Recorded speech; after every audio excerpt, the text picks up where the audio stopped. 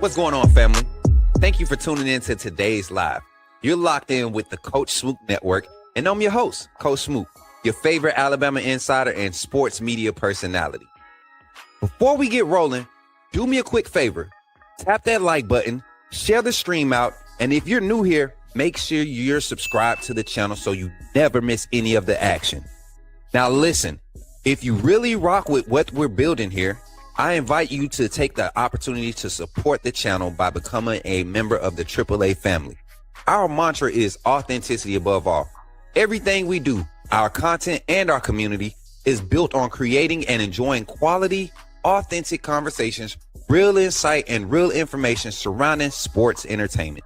Your membership directly assists in the growth of the Coach Smook Network, and every hard-earned dollar you contribute is not only appreciated, it's paid forward. We proudly make monthly contributions to various community health and awareness organizations because impact matters. If you want to get even more involved with the community, be sure to join our Discord. You can type the command right now in the live chat or head over to our main YouTube page and click the Linktree link in the description. And for those who want to support the network directly, you can donate through multiple options: Venmo, PayPal, or Cash App. Every bit of support helps us continue to grow and elevate this platform. Thank you all for the love and the support and the energy you bring every single time. Now buckle up because it's time to get into the show. Somebody type it in the chat. Say, put me in the game, Coach Smook. Let's get it.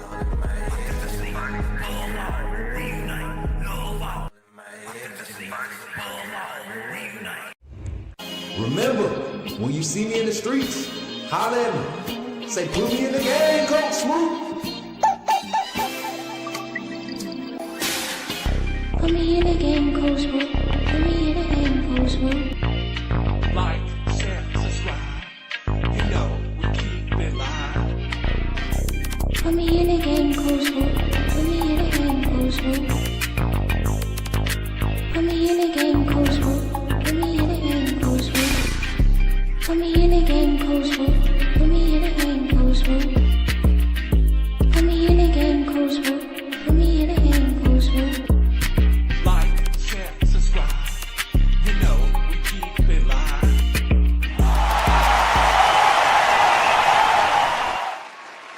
Appreciate everybody for being here. What's good, everybody? Good to see all y'all in the chat this morning. It's early. Y'all getting in here with your boy, Coach Smook. Appreciate y'all for pulling up today, man. I'm ready to get into some conversations. Shout out to the Alabama men's basketball squad from last night, pulling off a big win against Texas Tech. You talking about a total identity change? Exactly what we need to see from those boys to make us believe, make me believe that this team can make a final tournament push. And I told you there were very few things I needed to see from this team for us to be excited about these boys and actually believe.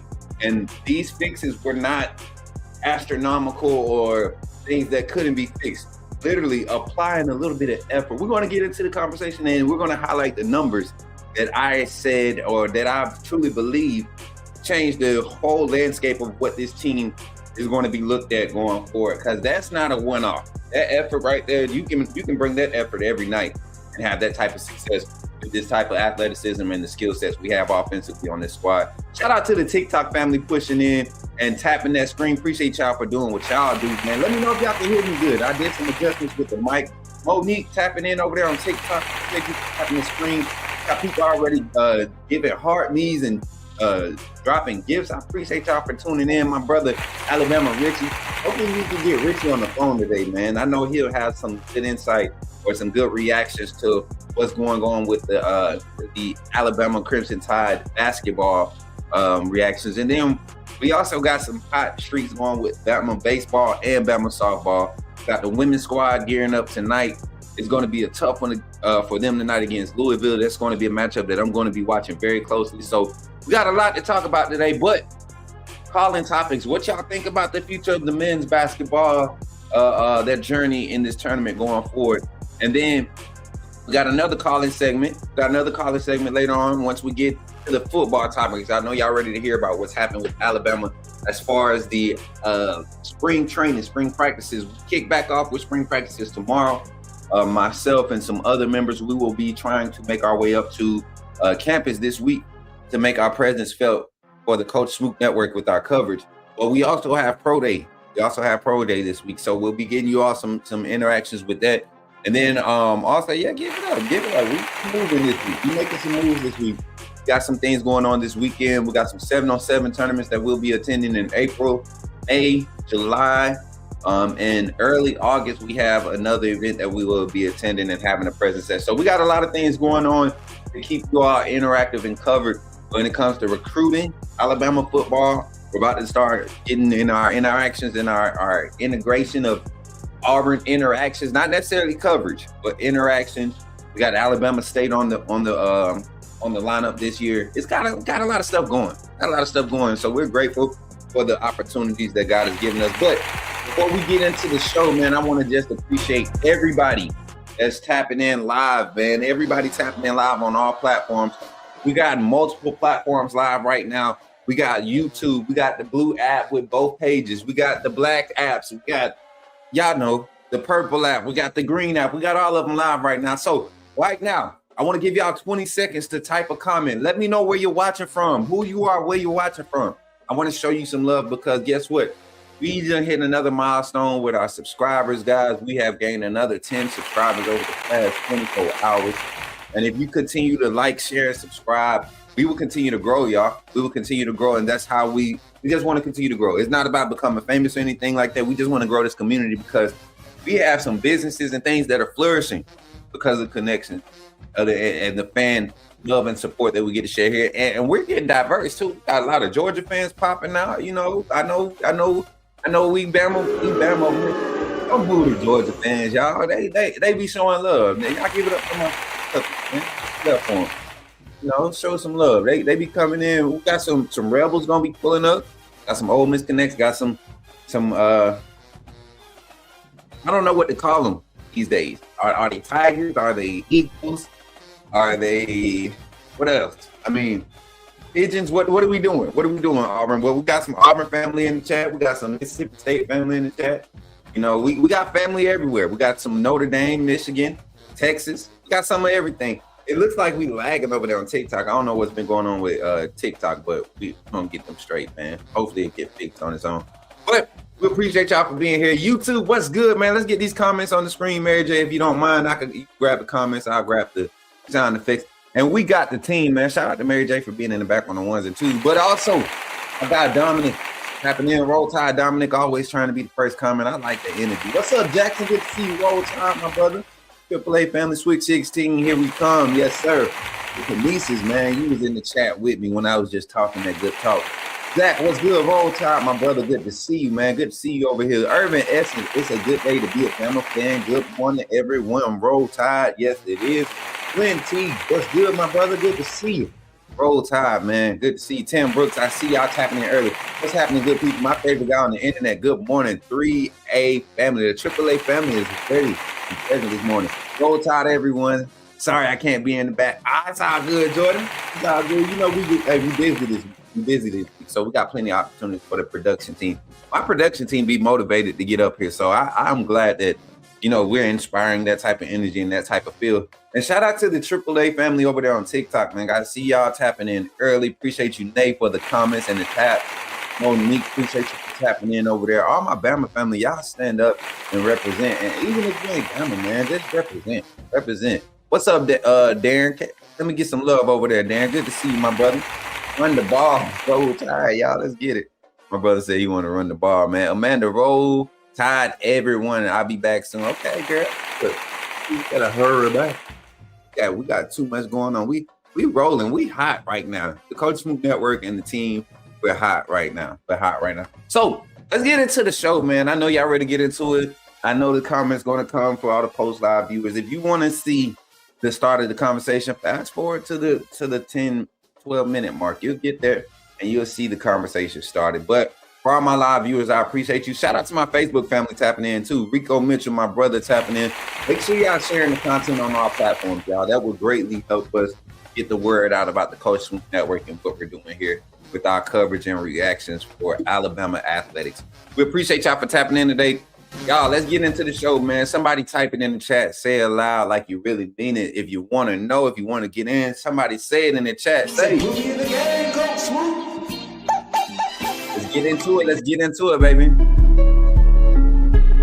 You're talking about Jalen Milroe and the Pips? The perfect weak side linebacker, right? Put him next to the mic. I'm not going to take up a lot of time, but I want to say that I'm excited about what. Okay, forgive me, my brother. What's on your mind? Oh, I'm good. I'm just still sorry for all the other content creators now that we have this mega star back in our presence. Yes, sir. Y'all give it up. Y'all give it up, chat. Let's get into this Alabama basketball. Taking the win last night against the Texas Tech Red Raiders, man. It's a team that I thought defensively was going to be able to slow us down, maybe put us in some situations that weren't comfortable for us. Like I said, I'm not a fan of our half-court offensive philosophy and how we operate in the half-court offensive sets. But last night, we were very intentional on one. I think the way this philosophy finds success early is not by trying to create success with offense. It's by using the defensive pressure to create success with your offense. Meaning, the more on-ball pressure we have, the more presence we have around the rim as far as protection. Not necessarily having to get blocked, but protecting the rim, being active in the paint, not allowing guys free lanes, free drives to the lane, and late on rotations when we get kickouts, when the ball is beat in the rotation. You got to be on time for that thing. And last night, the on-ball pressure, the on-ball presence was more so a factor rather than our defensive rotation because of the activity on ball, right? Because of the activity that our guard played, Latrell Wrightsell was a key factor in that, which is one reason why I felt like early on in the season, I think just the defensive presence of Wrightsell on the floor rather than Holloway, I think that's what gave us momentum. And I think you needed Wrightsell to hurry up and get that turnover offensively because of the defensive struggles with the bigs. But last night, you didn't see much of a struggle with the bigs because there wasn't free access passes. There wasn't to the paint. You didn't see a lot of penetration with the guard play, a lot of disruption on ball. I want to pull up the stats from last night. Let's just kind of look at the box score, and I'm going to break it down a little bit for us, and we'll get into this conversation. I think this was a complete game. Ivan Freeman, what's good, my brother over there on Facebook? Good to see you, man.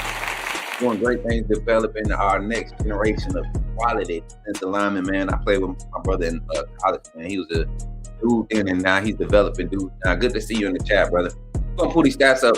I found out yesterday I had family watching that I wasn't expecting to be watching. Oh, okay. Talking about on the show, Zach? You got family watching the show. If you tap in with the Coach Smook Network and Zach, spread the word. What is it called when we do it for church? Witnessing. Zach been out here witnessing for the Coach Smook Network, man. I appreciate you. Our defense set up our offense last night. All we have been asking for all season. We have the talent, just haven't been applying the effort. Exactly. I'm gonna get Zach on early. He's on one early this morning. I see it. I feel the energy, Zach. Keep it coming. But let's break down some of these stats, man. I think it's some key stats that we want to highlight. Everybody talks about points, that's why I don't debate with a lot of these guys on Twitter. The first stat that they want to talk about is the points. Me personally, I'm looking at the fact that look at the rebounding numbers for this Alabama squad. Let me see if I could let's big screen this while we're looking at it. I could voice over back here. So my main stat right now, look at the rebounding numbers. You had 35 total rebounds for Texas Tech right here. I don't know if y'all can see the mouse, the cursor, but you had 35 total rebounds for Texas Tech. 47. Every game this season, Alabama has won the rebounding numbers, has won the rebounding margin. They are 7-0 this season. 7 games out of 38 games thus far. 34 games thus far this season. Only 7 games that they have decisively won the rebounding battle. And decisively, we mean in +5, +6, or more, right? Any other game where you had that margin was tight, out of those 34 games, they are I think 21-2, I believe. 21-2 in the rest of those games. That's what I think. Or is it 18-4? I can't remember the numbers they were talking about it last night. But you're talking about where you showed up presence-wise on the boards, especially offensively. The offensive rebounding numbers and the second chance points created off of that. I think at the end of the first half, if I'm not mistaken, Alabama had 24 points off of second chance, off of rebounds, offensive rebounds. 5 of them were threes. Had a balance in how they were attacking at the rim. They were getting the threes by creating space.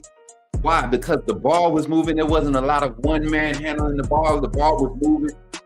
You have backdoor cuts on the half-court sets, and very few opportunities or very few situations where we were forced to run the half-court sets, which I think played into our advantage. The defensive presence, the boards, pushing the tempo in transition. That's what Alabama and Nate Oates' philosophy will thrive in with the skill sets you have offensively. I look at guys that came off the bench like Houston Mallett. He always provides a big presence energy-wise off the bench. But because of this defensive presence and everybody else applying themselves, now you see the spread in the rebounding and the second chance points. So guys like Houston Mallett, who can be a sharpshooter with time and space when he can conserve his energy because they're doing their input with all the small things. One thing that I haven't given Nate Oates credit for is the analytics when it comes to the rebounding numbers. I think the philosophy and what you project and say, it all sounds good. Yes, we want to take advantage of the second chance points. We want to be active on the boards, but you got to create offensive success, or you got to create the mentality and the players to execute it. And I think it showed up last night. It took how many games? 33 games for it to show up. Like at this level, the most complete game I've seen from Alabama this whole season. And this is better than the LSU game that came down to the wire. This game right here, they showed athleticism, but their willingness to compete on the offensive boards is what separated this game. Defense, let's talk defense. Alabama was able to force 13, was able to get 8 steals. Like Alabama had 13 turnovers, but off the 8 steals, they had 24 points off of 8 turnovers. Right? That's capitalizing on the turnovers, right? And then to offset for being behind in the turnover differential, you have a presence on the board, right? The blocks. How many blocks did Alabama end up with last night? 5? 5 blocks. 5 blocks last night. This was a team that, you know, I like the amount of rotation we saw with Nate Oates and getting down in his depth, utilizing Murphy off the bench, Preston Murphy Jr., the guard, and Jaleel Bethea, using those guys off the bench with Aiden Holloway being out. I think you're getting the right energy from guys that feel like they probably should have had opportunities earlier in the season. Guys that need another year to develop anyways, you're putting them in the fire at the right time. Guys that were capable. Didn't get a lot of opportunities. I love the effort. Houston Mallett, to me, is the X factor for this whole tournament push. If we can find a way to keep this tennis active in spurts, you know, he played 25 minutes last night. I think he played like an average of like 4.5, 5 minute spurts. You get him in those spurts and get the offense rolling, get those defensive possessions, speeding the offense up defensively.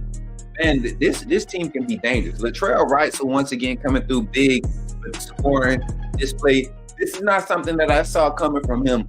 You know, we know that he can get streaky, and when he's hot, he's hot.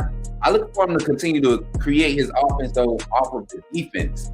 The defensive presence and the defensive energy that he displays, that's what creates the openness for him, because you got to think his on-ball presence, the activity, right? Latrell Russell and his hands activity, the way he's disruptive in the pass lanes, right? And then he's not scared to take a charge.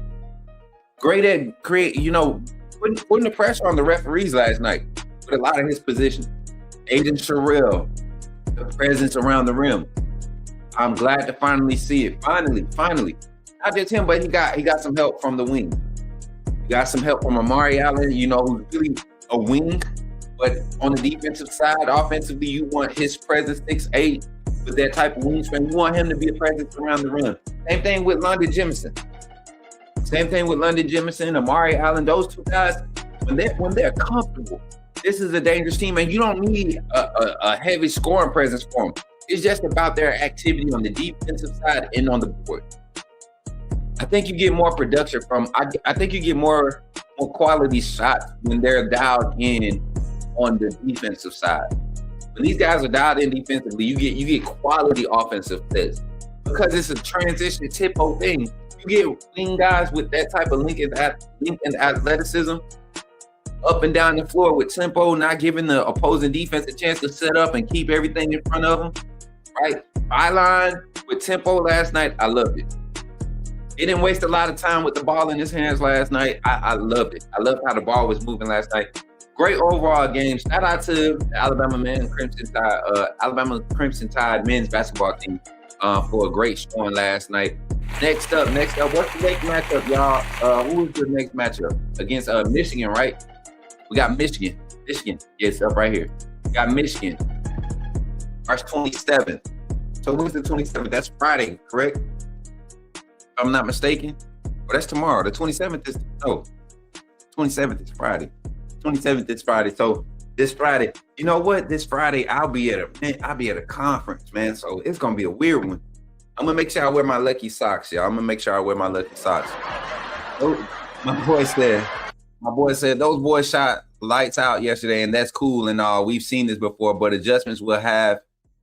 What adjustments will they make when the three is not falling? That's what I'm waiting to see. Kareem, I think we saw that last night. I think we saw a good balance. Yes, the shots were falling from three last night, but what gave me confidence that we will be able to have a presence against a team like Michigan who's going to be able to match those shots, in my opinion, right? But I don't think Michigan can match the same presence offensively. If we're as active on the offensive board, if we're as disruptive early with on-ball pressure, especially when their guards are bringing it up, they got some excellent guard play in Michigan. Right? If we could be disruptive early in that and keep the on-ball pressure up, and they always trust that rotation and get these guys rolling early, get their confidence up, their momentum up early, I think this is a better matchup against Michigan. And if we get past Michigan, I can see us in some favorable sets going forward in the bracket. I can see us in some favorable sets. So I got a question for the chat, topic of conversation for later on in the calling segment, man. And I want y'all to think about this. And I'm gonna pull up the bracket. Let me see if I can get my bracket pulled up. See if I can get the bracket real quick, chat. Get my bracket pulled up. Bracket challenge. How many of y'all brackets got super busted? Be honest, it's okay. Ain't nothing wrong with that. My bracket busted the first day. I actually, you know what? I actually look forward to my brackets getting broke, just to see how close of a realistic approach it is to picking these games. Because I think once you get to the NCAA tournament, you're not the same team. People emerge in these tournaments, and it's scary how many players get overlooked throughout the season. You know,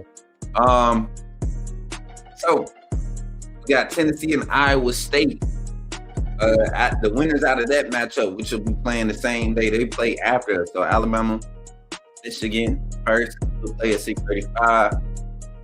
Then if we beat Michigan, we play the winner of Iowa State and Tennessee. We want to see another Tennessee matchup. Beat them. What's the matchup? Are we 1-1 this season against Tennessee? Somebody let me know. For all my basketball fanatics that watch them day in, day out. I just like catching them when it gets close to this time of year, because you see what they started out with against St. John's and Arizona against early in the season, and the very thing that we needed, then they actually showed up and did it last night against Texas Tech. So, and we know that Texas Tech was without their top scorer. You know, we were without Aiden Holloway. To me, benefits the growth of this roster at this point in time. I think Aiden Holloway's lack of defensive presence, even though he would get active sometimes, against some of the physical guard play that we've seen, he struggled against it. So right now, it's not hurting us. I don't think it will. Going forward, looking at some of the matchups, Iowa State, Tennessee, both teams like to play physical, slow the game down. We showed last night that we could be active enough and push the tempo to take that asset away from other teams. So topic of conversation, though, getting on the phone line. What does this Alabama squad look like going forward, basketball-wise, for the rest of this tournament? What is the future projections? What do you see happening? What are the main things that you think contributed to the change and the effect of this win over Texas Tech? Right, that's going to be part of our call-in topic later on in the show.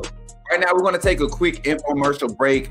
here on the Coach Smook Network and give a quick shout out to some sponsors and some partners here with the Coach Smook Network. Shout out to you, the AAA family, for being members. For all the ones in the chat with your wristbands, we appreciate you for supporting the Coach Smook Network on a whole new level.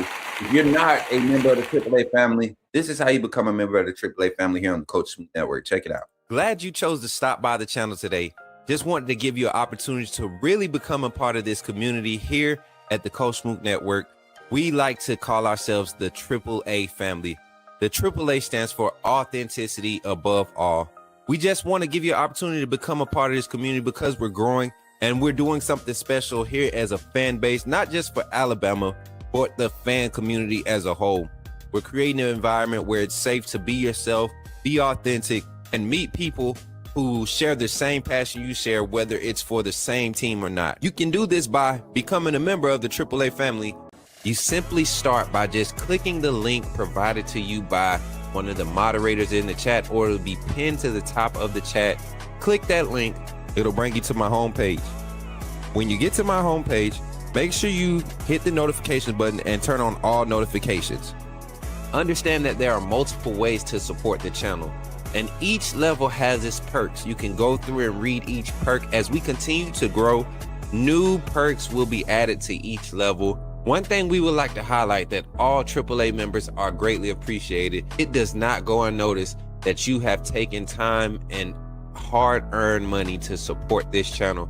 Once you join, YouTube is going to ask for some payment information, and make sure you monitor your subscription dates. Also, if you really want to get interactive with the community and find out what's going on, think about joining our Discord family. This is where you can get into all the fan talk of the community, and also there are networking opportunities. Please be mindful that there are rules and that we expect everyone to treat everyone with respect. Also, if you're looking to partner with Coach Smook Network or sponsor, please hit us up at coachsmooknetwork@gmail.com, and our staff will get back to you in a timely manner. I'm your boy, Coach Smook of the Coach Smook Network, and I thank you for supporting this channel.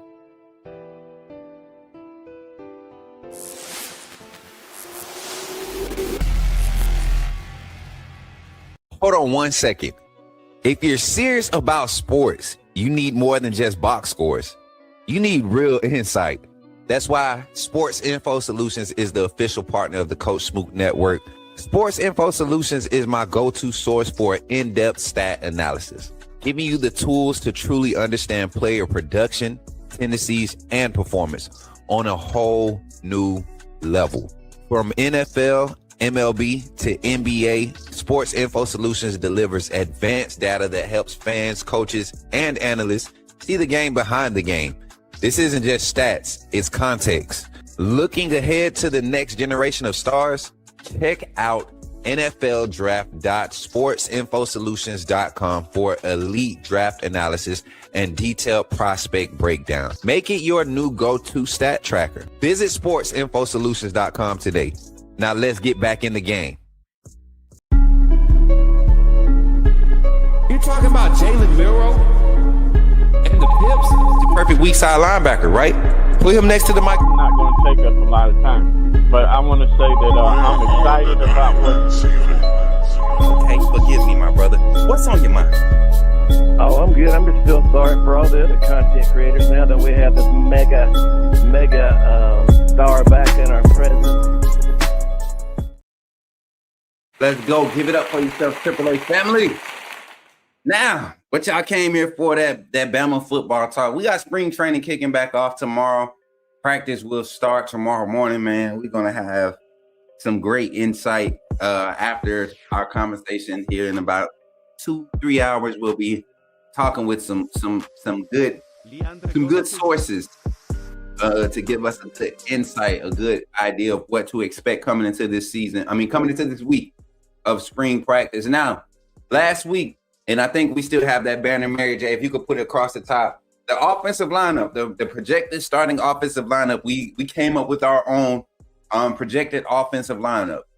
Now, today, my plan is to come up with a projected defensive lineup. And the defense is always hard for me. And shout out to my TikTok family. Before we get deep into this conversation, I got to shout out my TikTok family. The likes are going crazy right now. Continue running the likes up. I see the gifts. Thank you, Antonio, my brother, for the gifts over there on TikTok. Appreciate you. Facebook, if you're tapping in, I see activity on Facebook. Please hit a reaction, heart it, like it, laugh at it, be mad at it or something. Let us know that you're active. But also come to the YouTube side. Make sure you come and subscribe to the channel. We're really on our way to 5K, y'all. We want to have 5K before April 11th. We're a few weeks away. That time is running up on us. So y'all continue to like and share the stream. And subscribing to the channel is free. It's not becoming a member. It literally subscribing is literally just making sure you get all your notifications about our content. So we'll be live here. We got the phone lines opening up. We got Zach coming on to start off the phone segment. And then after Zach, we'll open up the phone lines for anyone else to jump in on the topic of the conversation. The main topic of the conversation today, though, I want to get into it. Alabama's defensive depth chart. We have our offense rotating up above us. The ticker going across as the QB1 that we believe is going to start off Austin Mack at the running back rotation. RB1A, 1B. I think we're going to have Daniel Hill and AK D as your first guys up as far as your first team running back tandem. Your tight end room, I think you're going to have Caleb Edwards as your starting tight end. The young man came in last year. Saw him early in the season, utilized in, I think, 11 of the 13 games or the 15 games or something like that. He was utilized. Lloyd Jackson at left tackle, left guard, Nick Brooks, Bresson Delgatti at center, Mal Waldrop at right guard, and Michael Carroll at right tackle. That offensive line group, I believe, is probably your most cohesive right now and probably your most athletic. When you talk about personnel available, I would argue that Ty Haywood could find a place as far as competing somewhere along that offensive line. Maybe you might see a right guard shift with Michael Carroll back to guard a position that he thrived at the high school level. He got recruited to Alabama, started at guard, started to show some promise at tackle as we had some struggles at tackle last year with Formby, had an injury with Roberts. So you saw that change kind of happen. And it worked out well in most cases. And the wide receiver rotation. Derek Meadows, I think he set himself up to give himself a true shot to be the first guy up at the X position. Even though we did go in the portal and get Noah Rogers, I think that's not necessarily first guy up at the wide receiver rotation. I don't think it's going to mean much because of the type of rotation that we will see. The volume of passing that we should see in this offense this upcoming season, the wide receiver rotation, I see a strong 5-6 man rotation between the three primary wide receiver positions, being the X position, Derek Meadows, slot being Latsier Brooks. I think he's your guy right now. You got some talent coming in the fall with Aubrey Walker. You got some talent on roster with MJ Chergwin, who I think will play more of the Z rather than the slot. You got a lot of young talent in that room that can really just get vertical. You got a lot of vertical threats. You went out and got Tyler Henderson, another slot asset, I believe, that could play Z and the slot. So a lot of guys there, but I think Latsier Brooks is your guy, first guy out there. Then at the Z, Ryan Coleman Williams, I think the resurgence, everything that everybody wanted me to believe last year, I just couldn't see it in his eyes. But after some interactions and really getting some clarity on some information surrounding the young man's development, I ain't talking about the personal stuff. I'm talking about his development, the body aches, the things, like I said, would happen. The young man is 19 years old. He'll be 20 this year. He's going through that real development stage physically of becoming a man. So his body's adjusting. So that's my lineup for the first group projected going into this first week of spring practice. And I think we'll get a lot of confirmations of that when we see the media viewing period tomorrow during practice. Now, let's talk defense, y'all. That's what we came here to talk. Let's talk defensive depth chart. I got my roster up over here on the left. Shout out to Mary J. She got this thing organized for me. I think the only adjustment we're going to make is actually put them in position by their position. But other than that, this is very clean. Give it up for Mary J, y'all. She be working hard. Amanda and Jordan getting the production stuff squared away for us. But let's talk about it, and we're going to type the names in like we did last time with the offense, and we're going to kind of keep it generalized. We're not going to get into the rotations and everything. We just want to first look when you look at the base formation of Alabama's defense. And if you all don't know what that is, that's the 4-2-5. You got a four-man front that consists of 3 true defensive linemen and 1 outside linebacker playing a defensive end-like technique. I'm not going to use number techniques to talk to you all. I want to keep this generalized for the viewer. See, one thing I will say, a lot of people try to come from my knowledge, but I get so many words of appreciation because of people that have sons. You know, you have grown women or grown men that probably aren't never knew anything about football other than that their child played the game of football.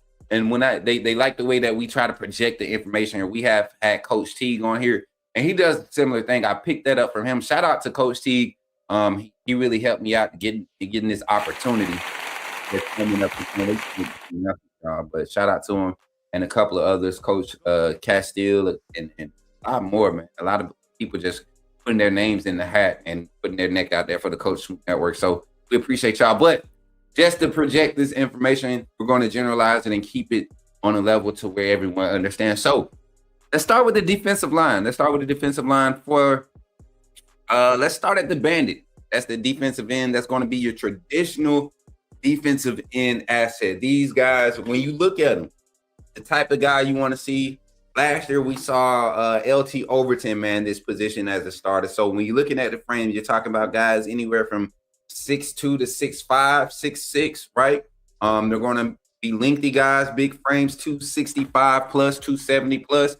Guys that give you pass rush asset, but have the frame to be true defensive end techniques for run game assets or run game stopping. So we're looking at those the defensive ends, the bandits in this defensive line room. And I look at guys that played the position last year. That room was pretty heavy in rotation. You saw a mixture of kind of LT Overton, Keon Keeley, Kelby Collins played in that position. Fatua Henry. Speaking of Fatua Henry, I think he's going to make a real push to be one of those first guys up at the bandit position. Even though I think we went to get Devin Tompkins to play that position to him, and then I think that's going to be a rotation where we see a heavy presence of guys that play defensive tackle and can get you a pass rush off the edge with a heavy set without getting too light on the edges. I think that's what you're going to see. So, but I think Devin Tompkins is going to be is going to be more interior. Desmond U is the guy. Desmond Zulu is the guy that I think is going to man that first bandit position. I've been hearing a lot of hype around this young man. He a lot of injuries at South Carolina before coming to Alabama. A lot of injuries during his career, but was at South Carolina before coming to Alabama. I think he's going to have a great veteran presence. And then just being familiar with this type of scheme and the concepts required to play that position, his ability to edge, to seal the edge, contain the edge. I think he provides that immediate impact and asset. But I would not discount or discredit Fatua Henry coming back with his experience, the impact he had with his defensive line rotation last year. I think right now, it's what's available. You see those guys that's out there competing. That's who you're going to get. You're going to get either Fatua Henry or Desmond Zulu, and I'm going to go with Desmond Zulu to start it off. Now, let's go to the defensive tackle rotation right there next to the defensive end. Some people say, it's based off the leverage of the offensive lineman. I'm going to go bandit to defensive tackle. I think right now that's why we go out and you get that USC transfer, Devin Tompkins. Devin Tompkins, I think he's going to be your lead guy at that defensive tackle position. Now, Jeremiah Beeman is going to be considered one of those guys that, depending on what your offensive front looks like and what the offense likes to do, you don't know if you're starting Jeremiah at nose guard or if you're starting him at the tackle, right? But when you have a guy like Tompkins, if you have to get beefy up front with two big interior presence like Jeremiah Beeman and Terrence Green, or London Simmons and Terrence Green, you got assets like Jeremiah Beeman and Tompkins that can give you a true four-man front. And you don't lose much coverage laterally, right? You don't use the lateral quickness that you would lose if you had, no disrespect, the Tim Keenan coming in to play your, like we did last year with Tim Keenan and James Smith. When they had to be the interior assets for you, beef it up, you lost some of your pass rush assets, the speed and quickness. I think you gained some of that with these athletic assets you have in the defensive line room. But for the defensive tackle position, I got Devin Tompkins. Let's go to the nose. Right now. I love London Simmons there. I love London Simmons there as the starter. I think he's the most disruptive. I think he's, the frame and everything, putting on a little bit more weight this coming into this season, really hitting that 300-pound mark, solidifies him as a nose guard asset. Last year, he played around 285, 290, and was still hard to handle. Was a stuffer, but not just a stuffer, but also shed a lot of double teams and created disruption and opportunities for those other defensive linemen and linebackers around him to create plays. So I think he's the front runner here. London Simmons right there, the nose tackle position, nose guard. The thing is with London Simmons, though, you got a guy like Terrence Green, who came over from Oregon. I don't think you bring him over just to kind of put him in a rotation. I think he's going to play a lot. So that rotation, that depth right there, like I said, Jeremiah Beeman, Devin Tompkins, London Simmons, Terrence Green, and then you got to think you got untapped talent that's been assistant in that room. Edric Hill, Asaya Fager. I said Jeremiah Beeman, but who else is in that room, man? You start looking at the room. The Kendrick Jones from Mississippi State. You turn his film on, you start getting excited about the way he moves. And then you got the freshman who's already making a push and seeming to make some moves into that first group with Mari Johnson. There's a lot of opportunities there. The defensive line room is probably going to be the most confusing room. Them and the defensive backs going to be the most confusing room about how you handle that rotation because of all the assets. You got Steve Bowler, he's developing. He's starting to show. Asaya Fager sparked last year. I think he's you can't get out of this rotation without talking about the guys. But the first out, I think London Simmons. And then we'll go to the Wolf position. The Wolf position, completing that 4-man front. Yanzi Pierre. Yanzi Pierre is the guy. He was the leader last year. I think he's going to come in and he's due for a big year.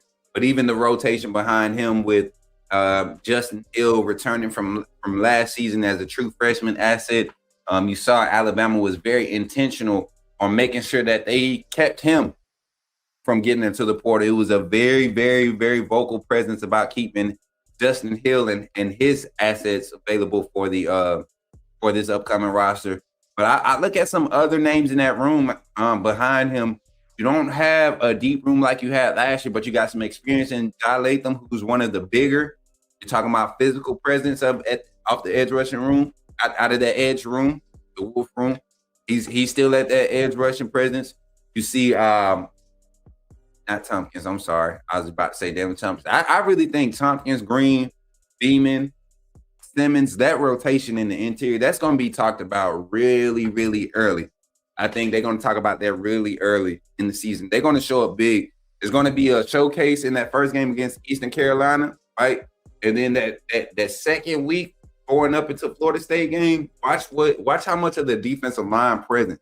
If everything pans out like I expect it to, watch how much the defensive line presence is talked about for Alabama. A lot of skill sets. And then Caleb Smith, y'all remember the guy that came from Washington?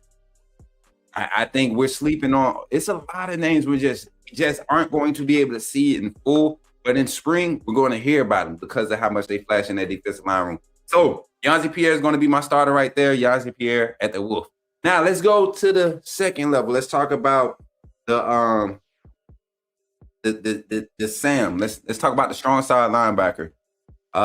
This is not the Mike. This is the strong side linebacker. The Mike is going to be the one that's going to be getting the calls, the one that's going to be directing traffic. I think right there next to that guy, you're going to have similar skill sets playing in the middle of the defense with the talent that's available. Before we name the strong side linebacker, let's talk about the bodies available in the inside linebacker room. You got Caleb Woodson, the transfer from Virginia Tech. He comes in with the experience, a red shirt senior, I believe, if I'm not mistaken. Let me find Caleb Woodson. Yes, a senior, not a red shirt senior, but a senior. 6'3", 230-pound inside linebacker. He fits the mold of what you see that Kane Womack has developed in this scheme that has thrived. You saw Justin Jefferson, Nakai Hill Green, Deontay Lawson. All of these guys started to pick up momentum as the season went on. The more reps they got, the faster they played, the more disruptive they became, the more consistent they became. I like Caleb Woodson to come in and be the Nakai Hill Green of the rotation. But for that first strong side linebacker, that Sam, I think we're going to see Abdul Sanders Jr. He's the younger of the inside linebacker core, the inside linebacker room. But his IQ, you want that on the field next to the Mike linebacker, who I think is going to be QB Reese, who's had time in the system. He's had time in college. I think QB is going into his third year in the college. He's a redshirt sophomore. So third year in college, he's getting the opportunity to finally get on the field and really implement everything. And then the thing with QB, height-wise, 6 foot, being a little undersized, look at his frame. He's put on that 15, 20 pounds that we want to see him put on coming out of high school. Not going to be the guy that's going to be a physical presence as far as the size and the frame, but you look at the way that he tackles, the consistency in open field tackling. So my Sam, I want that to be going to have Abdul Sanders Jr., AJ Sanders. I want him there. And then at Mike, I see QB Reese coming out there. And I this doesn't mean that we won't see a lot of Caleb Woodson first team reps. Right, I think he's going to have the same type of progression that Nakai Hill Green, coming in from a different system with some experience behind you. Let's get you in some third down sets where I expect you to be able to adjust on the fly, right?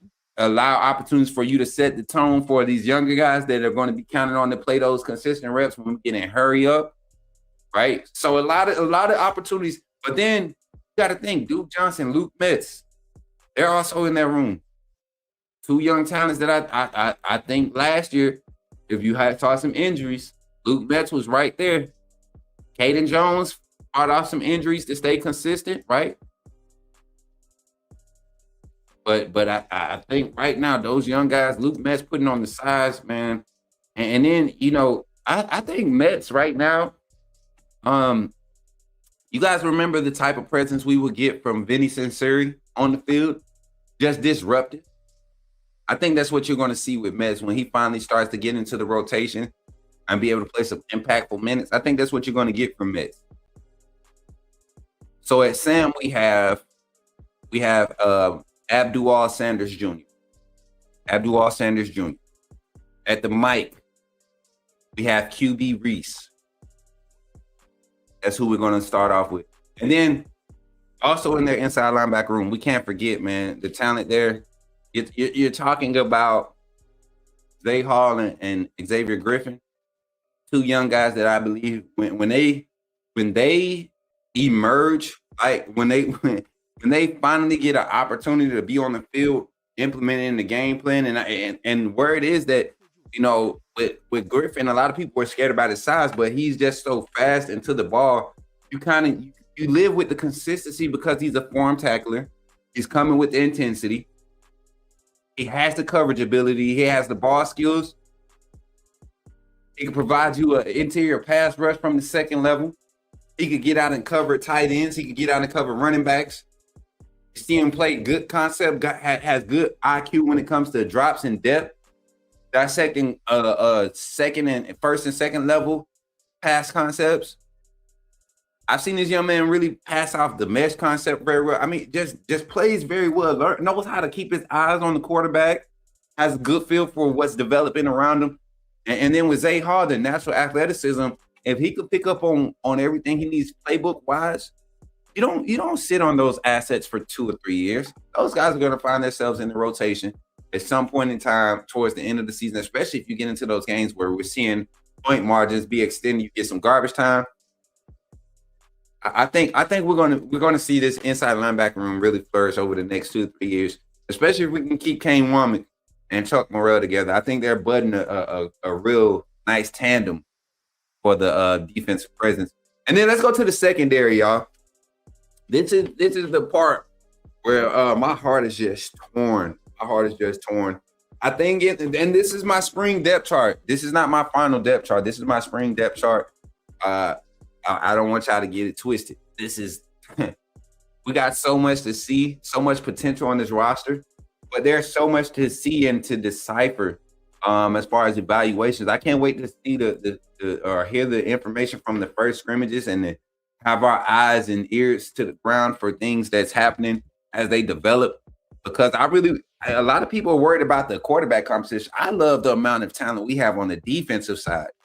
I started to look at this roster after the portal exits and the guys that we went and got out the portal. Shout out to Courtney Morgan and that staff, man. Go turn some film on for Carmelo O'Neal and Nick Sherman. Go turn some film on for those guys that came out the portal. Go look at film from some of the clips and highlights of things that Chuck McDonald has been sharing and some of the work that's been put in with Jordan Edmonds and a lot of these guys. Telling you guys, this is about to be a crazy, crazy talented group. And then we had the luxury of returning 2 safeties, in my opinion. I think you had a first-round draft pick in Bray Hubbard and a high second-round early day 2 pick in Keon Sabb. No disrespect to Sabb. I just think the talent pool at the safety level, at the safety position, coming in this year's draft is deep. Look at some of the times. I know Sabb wants to improve on his speed. Right. He also wants to be able to, put on a little bit more weight on his frame. I mean, if we can get Keon to play at 205, 200, a solid 200, and not lose the step, we know that's one thing. If he can gain a step by putting on that lean mass, he can change the whole trajectory of his stock. But let's start at the cornerback position. I want to start at CB1.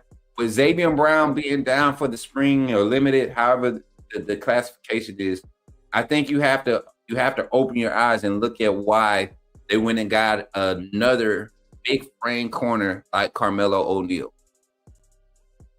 I think you really have to open your eyes and really talk about it, because I am very high on a lot of DBs in this room. Dijon Lee, of course, Xavier Brown has always been a consistent stay in my rotation. Chuck McDonald is a huge presence for me. I think he's going to find his way on the field, whether it's at the rover or one of the boundaries. He's going to find his way on the field. And when we talk about rover, rover is traditionally now what they call this, what Coach Saban called the star. This you've seen Minka Fitzpatrick thrive in. Saw Quan Menzie play that position. That nickel corner spot is for skill sets and assets like Chuck McDonald, who give you quality coverage, physicality. Red Morgan, more of a safety, a box safety, but he plays that rover spot very well too. I expect him to have a crazy good presence in that lineup too. So, but starting out, I think Carmelo O'Neal is a guy that you got to look at on the boundary. So CB1, Carmelo O'Neal, and that's just, I think that's your strong side boundary. CB1 is how we're looking at it. The guy that's going to be aligned to the strong side, where you're going to have a slot and a wide receiver, or you're going to have a bunch formation. I think that's where you're going to see Carmelo O'Neal / Xavier Brown once he's healthy. I think that's going to be there. But for the sake of our spring depth chart, Carmelo O'Neal. Now let's slide inside to that slot corner. I know I mentioned a lot of other names, but Red Morgan to me is a mainstay there, and he kind of sets the tone, right? I think he'll be given the opportunity to showcase his improvement in coverage ability. We know where his weaknesses was, but when you're talking about playing the short pass game, the run game, open field tackling, physicality, and press coverage, understanding zone depths, he did a lot better in the match 3 concepts, especially when he got strong looks right to his side, where he may have got a trips look, or he may have the twins where he's aligned over the slot, playing off and has a tight end, an eligible tight end receiver asset. Deciphering those, we didn't see Red Morgan get lost in coverage in a lot of those. So I think he cemented himself at that rover. But you got Nick Sherman, who I think will be mixed in between that rover and the safety roles. The safety roles in that room, Husky, rover, Husky. I think he'll be mixed in there, Nick Sherman. And then Chuck McDonald, like I said, I don't know what Bama's going to do with him, because I think you kind of, if you take him off the boundary, you lose a true man coverage asset. But if you put him at that nickel corner, or even if you get into dime sets and you bring in the fourth corner, right? That's where I think Chuck is going to be able to thrive, because his physicality and his strength at the point of attack, he's disruptive. And then he has the speed. He's the second fastest DB in the room, I believe. So But yeah, right now, CB1, Carmelo O'Neal, Rover. I got or nickel corner, star, whatever y'all want to call him. I got a Red Morgan at the safety, at the Husky, starting Husky. I got Ray Hubbard. I know he's going to be limited.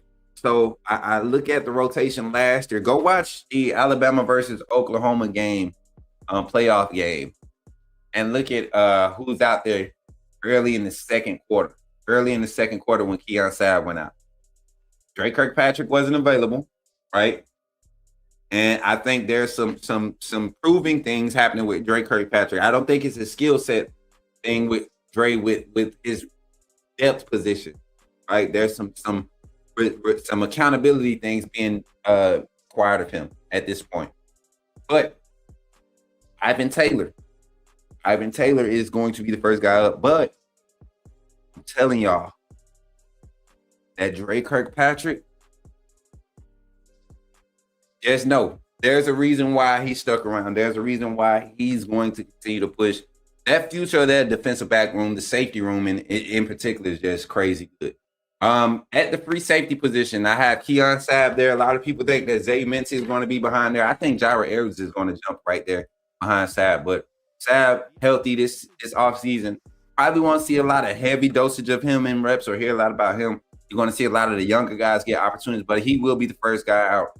Husky, Bray Sabb at the free. But I think Jaira Edwards is going to be an immediate presence on this roster in that secondary. You don't take a 6'2", 6'3", 220-pound safety with 4.4 type speed and coverage and physicality and just not utilize them, especially when you want to keep your safety room safe. As aggressive as you allow these guys to play and run support, Jaira Edwards will find his way in that rotation. And then the ISO corner, the boundary corner, Dijon Lee. What else is there to say? I think that's where we might see Chuck McDonald play behind Dijon. You got two ISO guys, two big bodies right there. Chuck being 6'1", 6'2", putting that 200-pound frame to use. Dijon 215, 220, I believe now. Cut his hair. I don't know if y'all seen nephew cut his hair like Unc. You know what I'm saying? I ain't gonna say like Unc, but cut his hair, y'all. He cut his hair. And I didn't even notice it until I seen him and Jordan Edmonds working out with some other of the nation's top DBs with Coach Oliver Davis III, man. OD3, shout out OD3, man. That's my dude. You know what? You watch dudes develop in this industry, right? They start off low key and you see them and you're supporting them. And then, they kind of grow and you kind of get not necessarily separate, but kind of just get busy with your task. It was cool to be able to connect with OD3 on Twitter and see to see, all the things that he's developing, the group of guys that he's tutoring and helping develop to continue to hone their skills in. He's a cornerback, CB2. He's CB2. It's not CB2, it's really CB1. But that boy, he's something serious, man. He's something serious. Well, y'all, that's my defensive lineup. Y'all see it going across the top of the screen. I think that the D-line is going to be interchangeable, something that we probably won't ever know the true starting lineup for. Honestly, I'm telling you, because that's that talented. But if I had to put a first four out there, that's my first front. And Yanzi Pierre is the linebacker, but that Wolf plays the defensive end. They're actually played like a multifaceted assignment in this defensive scheme. Then Etcher Sam, your strong side linebacker, I think you're going to have Abdul Sanders Jr. His presence last year before he had to sit down with some injuries was very well felt during spring ball, even in the season with his opportunities. QB Reese playing at the mic. I think he's got your more out of him and Casey Jones, Caden Jones. I said Casey Jones. Caden Jones.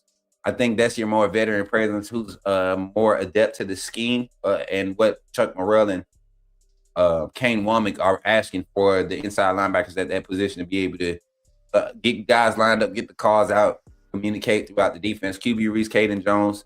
Caleb Woodson going to be a rotational guy in the inside linebacker room. Not sure which side his skill set fits more so the Sam So I expect him to be in that rotation. Then in the secondary, CD1 on the boundary, strong side. I think Carmelo O'Neal with Xavier Brown being down is going to be the guy that we kind of see get the nod. Next to him at the rover, I got Red Morgan there.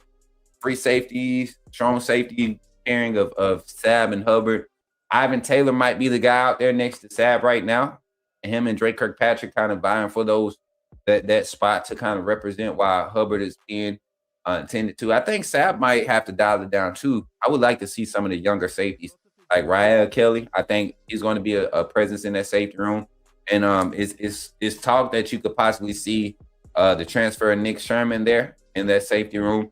I think you got a lot of assets to be able to utilize in the defensive back room that you don't have to put guys like Rael Kelly or Jair Edwards in one position particularly, right? Because you got Ivan Taylor from last year, you got Zay Mincy there, right? Guys that you can continue to develop and watch these other guys kind of throw them, not necessarily in the fire, but put them in positions to see how they react at those positions.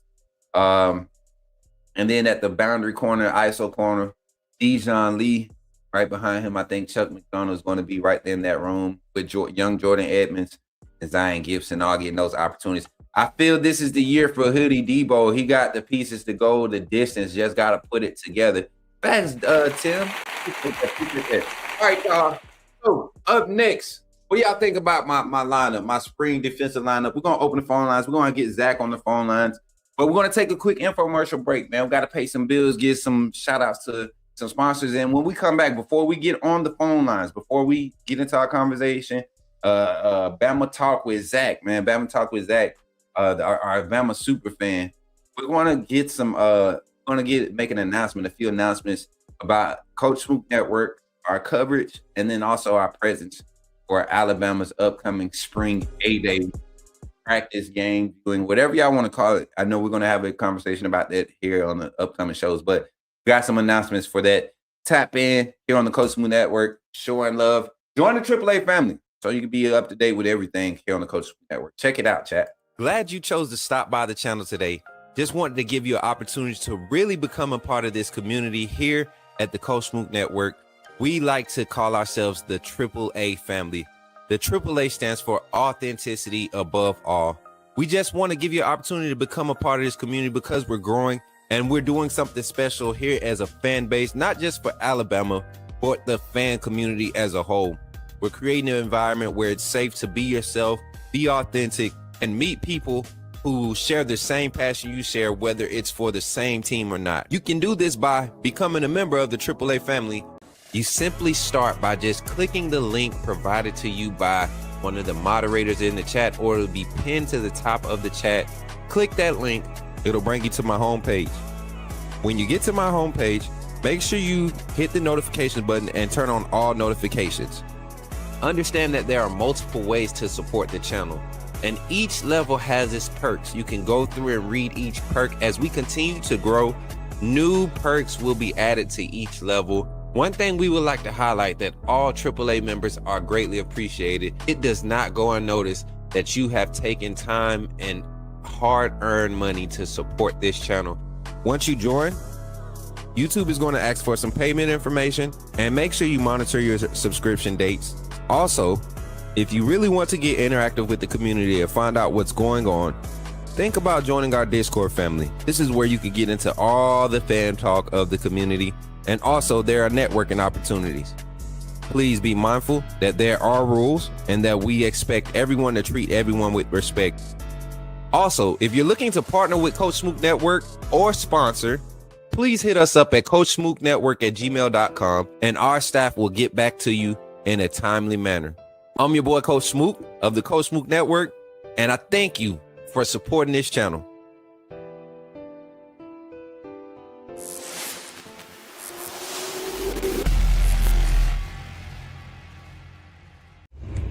Remember, when you see me in the streets, holla at me. Say, put me in the game, Coach Smook.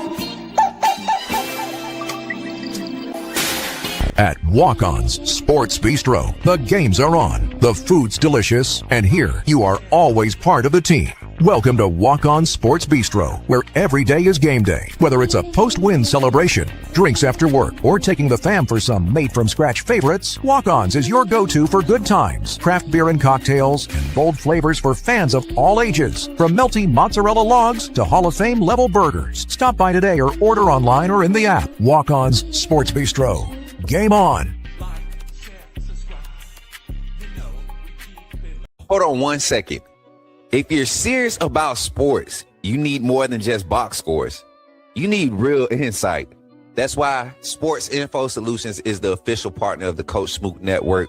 Sports Info Solutions is my go-to source for in-depth stat analysis, giving you the tools to truly understand player production, tendencies, and performance on a whole new level. From NFL, MLB to NBA, Sports Info Solutions delivers advanced data that helps fans, coaches, and analysts see the game behind the game. This isn't just stats, it's context. Looking ahead to the next generation of stars? Check out nfldraft.sportsinfosolutions.com for elite draft analysis and detailed prospect breakdown. Make it your new go-to stat tracker. Visit sportsinfosolutions.com today. Now let's get back in the game. Put me in the game, Coach Smook. Put me in the game, Coach Smook. Like, share, subscribe. You know we keep it live. Put me in the game, Coach Smook. Put me in the game, Coach Smook. Put me in the game, Coach Smook. Put me in the game, Coach Smook. Put me in the game, Coach Smook. Put me in the game, Coach Smook. Put me in the game, Coach Smook. Put me in the game, Coach Smook. Like, share, subscribe.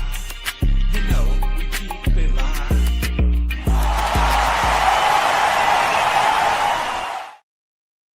All right, Chad. We got the call-in show up now. Listen, topic of conversations. We got the reactions to our Bama basketball win over Texas Tech and Bama football. Let's get into it here on the Coach Smook Network. Let's talk about it here.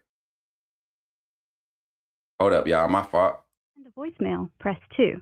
Here we go. Got our first call on the line. Yo, Zach. What's up, man? You in the game with Coach Smook? Talk to me, man. Yo, Zach, can you hear me? Can you hear me, Coach? Uh-oh, he can't hear me. Hello? Can y'all hear Zach, chat? Let me see. All right, hold on. I got you, Zach. Stay right there, buddy. Stay right there. We got you. Mic check 1, 2. Zach, can you hear me now? Uh-oh. Zach, can you hear me now? I don't know why he can't hear us, chat. Mic check 1, 2. Zach, mic check. Y'all can't hear Zach? Y'all can hear Zach. He can't hear us. I don't know. Zach, uno, dos. I'm gonna have to call him back. Let me see.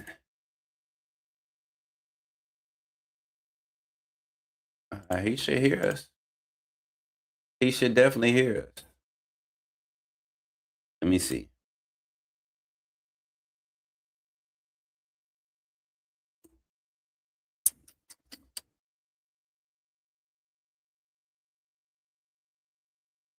All right, let's see.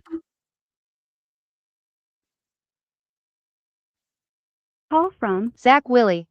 Yo, Zach, what's up, man? You in the game with Coach Smook? Talk to me, man. Hello.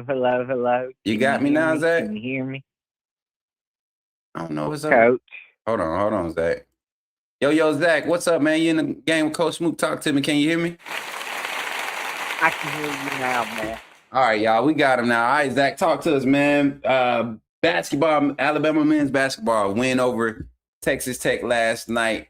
Give me your thoughts on it, your reactions.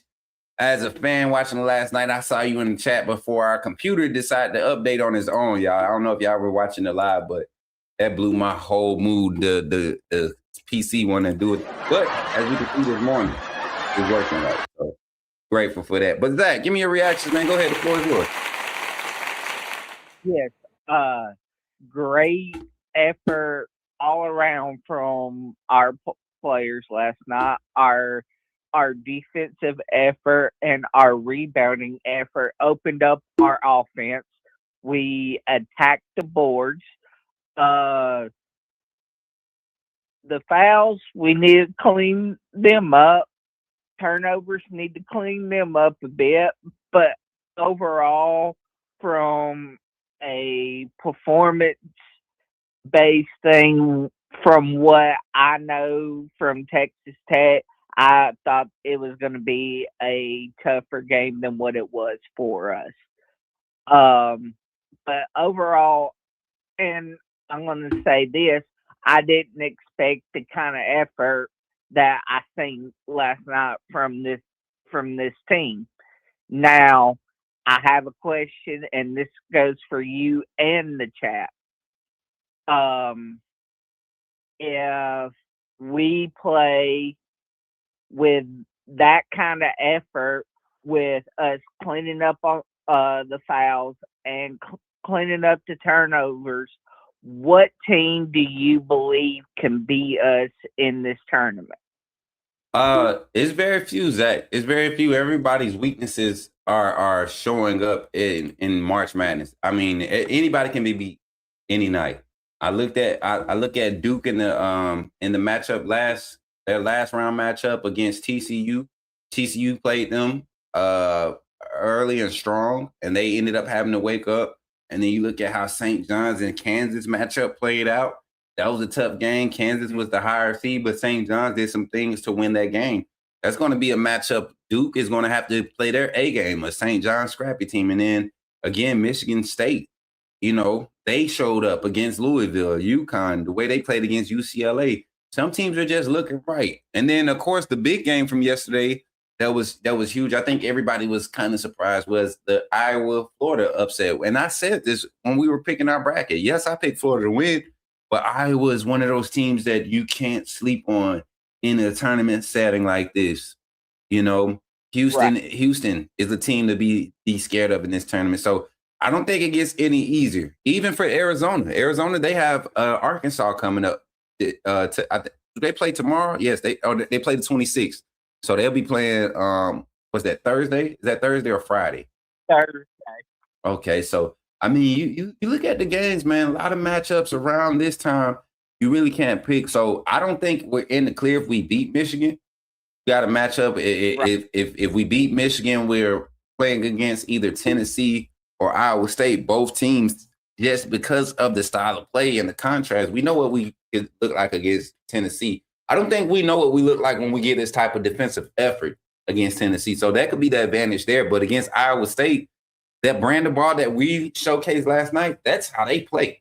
That's how they beat Kentucky. That's how they out-muscled and outman Kentucky. Consistency on the boards, creating extra shots, second chance points, and then being decisive in their offensive decision-making. So I think it's just a wide spread, but I do think we compete better if we play like this against whoever the matchup is in the pool. Right.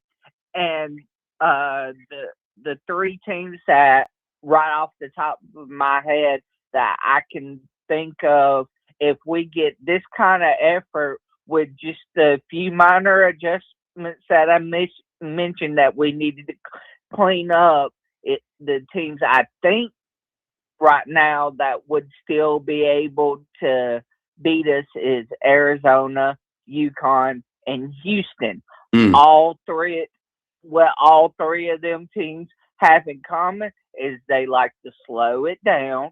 They like to dish it to their big man down low in the paint and get easy baskets that way and spread the ball around, just like we do, but they use their big man unlike us. Yeah. You know. Now, last night was the first time that I've seen Aiden Sherrill in some quality high screen and roll actions to where he utilized his size and used proper technique to either dive or seal and create quality opportunities at the basket. That was the most consistent I've seen that done. And I think a lot of it had to do with the simple fact that Phylon didn't have to have the ball in his hand as much because of the type of action and the way that the defense was playing. So like Kareem said earlier, I want to know what the adjustment is when teams do play that and they play it honest, not like as aggressive as Texas Tech played to take away the perimeter last night. We were able to adjust and take the opportunities that they were forcing us to create. Now, can we continue to do that against teams that's going to play it honest and can really match up athletically across the board and score with us? That's going to be the test against Michigan. Right. But yes, and I agree with you. But really, you know, if we get that kind of effort and consistency, we'll be a hard team to beat, you know, and I'm not saying we wouldn't be beatable. I'm just saying it'd be a lot closer matchup than on paper what it would be, you know. But yeah, and I'm very proud of the boys last night. And see, Texas Tech did accomplish their main goal, which was to stop Fallon. You know, but because of the quality defense we played, because of us showing effort on the rebounds and getting offensive rebounds and everything we did right last night, it opened up opportunities for Sherelle. It opened up opportunities for Reitzel to have a big game. It opened up opportunities for Allen to drive down through the lane. Yep. And it took the pressure off Fallon to where Fallon didn't feel like he had to be the guy, you know.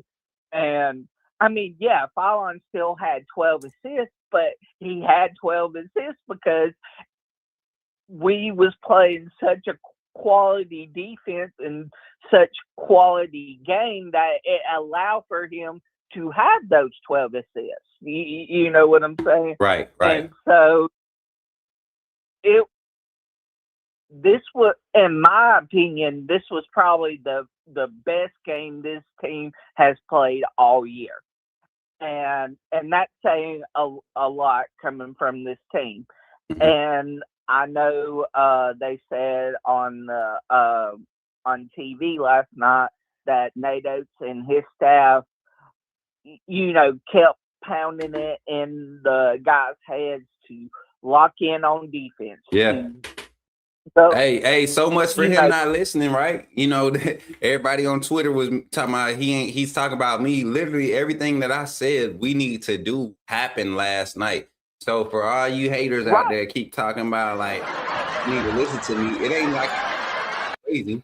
I think the philosophy could be it could be successful if you do the small things. You have to be able to rebound. You have to have some type of transition or tempo up-pace offense to create more volume. And that's the numbers game that he's talking about. So for all you goofies that's talking about, do we do have half-court sets? No, his system doesn't thrive on half-court sets. There's a reason why when teams slow the game down on us, the half-court motions and off-screen is slow down. These are reaction-type players. He recruits a certain style of thinking type of player. And I think in that you have your disadvantages. You might have too much of one asset. And I was always told too much of something ain't always good. In football, too much speed on the roster ain't always good because speed don't always come with physicality, you know? So you gotta really find guys that give you speed, right? And get 4 or 5 of those guys that can create spots in. But we know in football, physicality is 90% of the game. So most of your roster has to be skilled physical guys in order to find early success in a lot of situations. So it's the same thing for basketball, and his system has its flaws, and there's ways to minimize those flaws or mitigate those when you have effort on the boards, offensively and defensively, more so offensively, like we saw last night, creating the extra points and the extra possessions, which increases the volume of shots taken, the quality of shots taken. But then defensively, man, just the on-ball pressures and the defensive protection around the rim, that's what you need to be a national championship contender, a Final Four contender, Elite Eight, all of that. That's what you need. And this team has it. You play like that, you compete with every team in the bracket. Right. And I'll even go out a step further and say we got a kind of game from Noah Williamson that we did not expect, and he hadn't shown us until last night. Right. And it was just the simple things, him showing effort on defense, and him, showing effort on rebounding, and him taking quality shots. You know what, Zach? I had a player like Noah on my roster, a guy that can be a quality asset. You don't expect him to do much offensively, but you want him to be an effort player. You want him to give 110% because those 3 or 4 minutes that he's going to get in the game, those 8 minutes that he might get on a bad night, if we get foul trouble, we need energy. We need presence. And you can't be a 7-footer and not have at least be able to take up space. And last night, not only was he just taking up space, but he was actively taking up space. He was actively showing a presence. And when you can do that for, 3-minute stretches, 2-minute stretches, however long you need to do it, you can pull a guy like Bo Bowen, who, to me, still hasn't tapped into or bought into the idea of being a rim asset or a paint asset like Aiden Sherrill has shown us in the last few games. If we can get Bo Bowen to showcase his extensiveness around the rim, be more physical around the rim and finishing at the rim, that can extend his offense a lot more. He's shown his ability to knock down the three. Is not the best shooting percentage, but it's quality. It makes the defense respected. You be more of a presence in the paint. Right. Noah Williamson got opportunities last night, and he capitalized. So I think you said something hot there. Final thought on basketball, though, Zach, going forward. What do you think this matchup against Michigan is going to look like this week? And then we're going to jump into our conversation about basketball so we can get the rest of the fan base on the phone line, man. All right. Yes. What I expect from this team, I think we might have a down game. Because usually when we have a good game, the next game we have a down game. Mm-hmm. But and this is me speaking I'm speaking to the guys. It doesn't matter if your shots are falling or not. If you still play quality defense like you did last night, then opportunities will present themselves to you. Just like last night, starting off, the shots were not falling. Right. But we kept playing quality defense, and look what happened. We had made 19 threes, had some paint presence, kept having opportunities to get offensive rebounds, to give us more shot opportunities, to give us for more opportunities for those threes to go in. And, that's all we need. That's all we've been asking for all season. And that's all we need, For sure. But I think Michigan has enough assets to where it's going to be a hard game for us to win. I'm not saying it ain't winnable, but it's going to be a lot tougher than the first 2 games have been for us. And I think Michigan pulls it off only because the simple fact of I don't think we're going to get this kind of effort from this team again. You don't think so? Because I think we can do it? Absolutely. But I have to go off base what I have seen time and time again, more so than what you know what I'm saying. I have to be proven wrong. You know what I'm saying? Time and time again, I have seen them not do it than I have seen them do it. So I'm not saying they can't. I'm just saying I haven't seen it yet, and I need to see it to be proven wrong. 100%. Well, let's talk some football, man. We got 2 minutes. Got 2 minutes before we got to open up the line for the rest of the fans. What do you think about the first starting lineup I got projected for this spring, man? We're gonna flash that on the screen and run it down real quick. Mary J for me real quick. At the D line, we got Bandit Desmond Zulu. The South Carolina transfer, Devin Tompkins at the defensive tackle. I got London Simmons at the nose guard position. At the Wolf, I got Yanzi Pierre. At the Sam, I got Abdul Sanders Jr., Mike QB Reese, Carmelo Anthony at CB1 on the strong side, slot corner, Red Morgan, Husky, and the strong safety, Husky, Bray Hubbard. Free safety, I got my guy, Keon Sapp, and then at the boundary corner, Dijon Lee, the freshman All-SEC, freshman All-American from last season. What do you think about that lineup, man, and where you see some changes possibly happen? Real quick, we got about 2 minutes, Zach. I agree with you at every position. We might see Ivan Taylor or the freshman Edwards, Jira Edwards. Look, you just like everybody else, man. We trying to figure it out. We'll hear him say it soon, hopefully. You know, they not huge on putting freshmen up for media, but I'm pretty sure we'll get something interactive with Jira and some of the other players that enrolled this season. Y'all know our relationships we developed. But yeah, go ahead. I can see them, kind of rotating in, to relieve Hubbard and Fab. Is there, have little banged up issues from last year, minor things that they need the rest, and going to be limited. So I might see that. I can see them, maybe taking a little more of the load off of Hubbard and Sapp. But other than that, I think everybody. I think you hit the nail on the hit the head of the nail on the coffin on that on prediction. Otherwise. I don't know, man.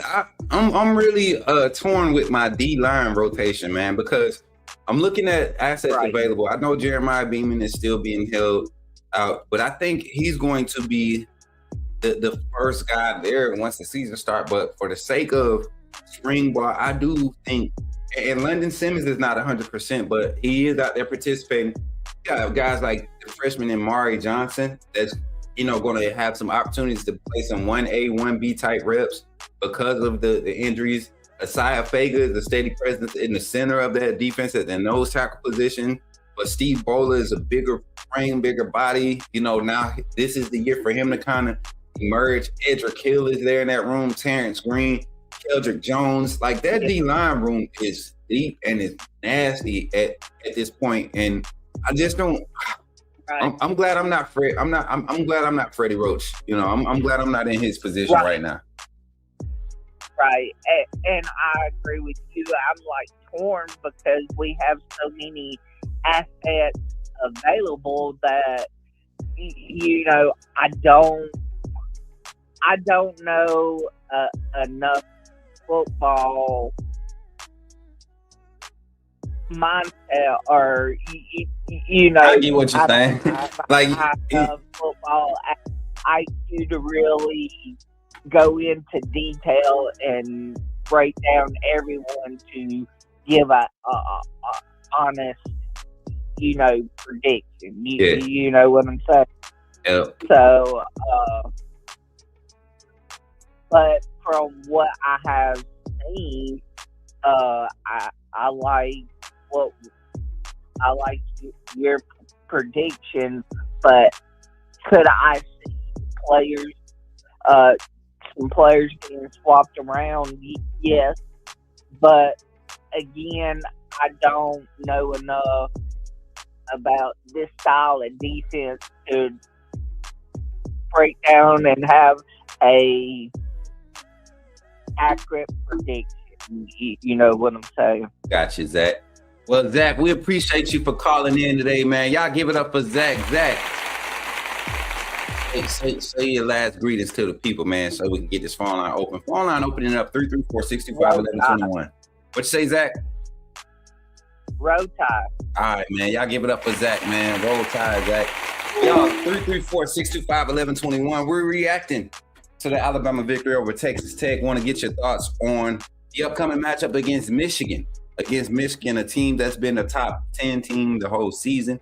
These guys really coming in on some that's a team that's going to push us. This is going to be a matchup.